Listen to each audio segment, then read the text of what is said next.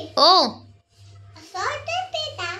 लाडू करायचा तू खाणार का नक्की डन।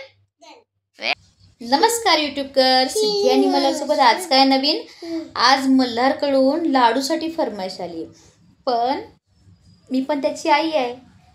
लाडू तर मिळतील पण ते पौष्टिक खास हिवाळ्यासाठी आपण आज डिंकाचे स्पेशल लाडू करणार आहोत। कसे करायचे चला पाहूया। डिंकाचे लाडू करण्यासाठी इथे आपण 100 ग्रॅम इतका डिंक घेतलाय। त्याच्यानंतर आहे खोबरं, हे पावशेर खोबरं आहे खिसून घेतलंय।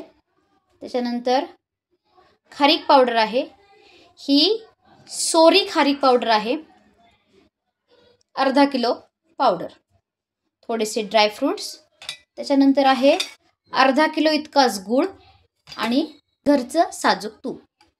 चला तर मग आता आपण छान असे पौष्टिक डिंकाचे लाडू करायला सुरुवात करूया। पॅन मध्ये सगळ्यात पहिल्यांदा आपण खोबरं तांबूस रंगावरती भाजून घेऊया। पावशेर खोबरं आहे हे।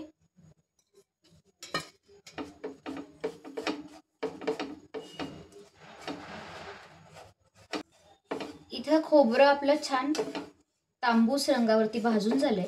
आता आपण ते परातीमध्ये काढून घेऊया। पॅन मध्ये थोडंसं 2 ते 3 चमचे तूप गरम करून घेऊ। तूप गरम झालं की त्याच्यामध्ये आपण डिंक तळून घेऊया। तूप छान गरम झाले, आता आपण याच्यामध्ये थोडा थोडा करून डिंक तळून घेऊ।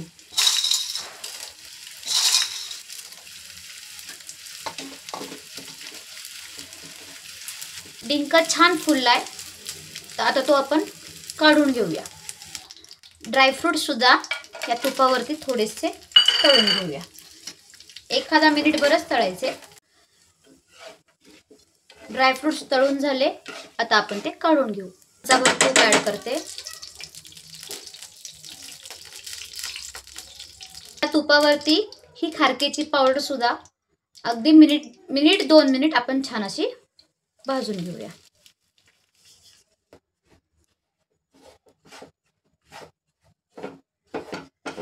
ही खारीक पावडर सुद्धा छान अशी भाजून झाली आहे, आता ही आपण काढून घेऊया।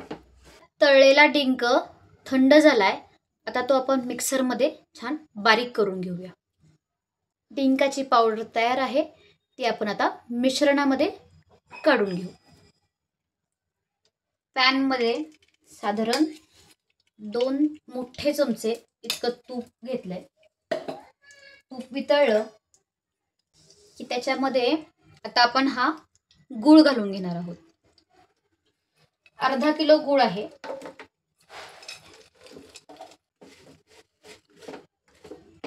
इथे गुळाचा पाक नाही करायचा, हा गूळ फक्त आपल्याला वितळवून घ्यायचा आहे। गूळ वितळला की लगेच गॅस बंद करायचा। इथे पाहू शकता आपला गूळ पूर्णपणे वितळलाय। आता आपण गॅस बंद करू आणि हे मिश्रण आपण आपल्या लाडूच्या मिश्रणामध्ये काढून घेऊया। हा वितळलेला गूळ या लाडूच्या मिश्रणात काढून घ्यायचा, हे पाहू शकता। आता हे सगळं पटाफट मिक्स करायचं, अजिबात वेळ घालवायचा नाही, कारण मग जर हे थंड झालं तर लाडू वळायला खूप त्रास होतो, हाताला चटके बसतात, पण गरम गरमच याचे लाडू वळायचे। इथून पुढची प्रोसेस अगदी फास्ट करायची।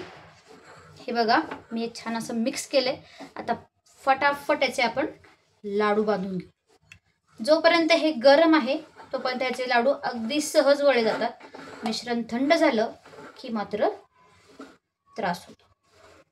जर हे मिश्रण फारच भरभरीत वाटलं किंवा लाडू वळलेच जात नसतील, गुळाला जरा चिकटपणा कमी असेल, तर तुम्ही याच्यामध्ये तूप ऍड करू शकता। मी तुम्हाला ऍड करून दाखवलंय, म्हणजे लाडू बांधायला मदत होईल। हे पाहू शकता, अशा पद्धतीने आपल्याला हे लाडू वळून घ्यायचे, अगदी पटाफट वळायचे, बारीक मोठे जसे तुम्हाला हवेत तसे। हे पहा, अशा पद्धतीनं आपल्याला हे सगळे लाडू बांधून घ्यायचे। हे पहा दिसतोय. तर मंडळी इथे आपले सगळे लाडू करून तयार आहेत. हे पाहू शकता किती सुरेख दिसत आहेत लाडू. अतिशय पौष्टिक आणि छान असे लाडू करून झालेले आहेत.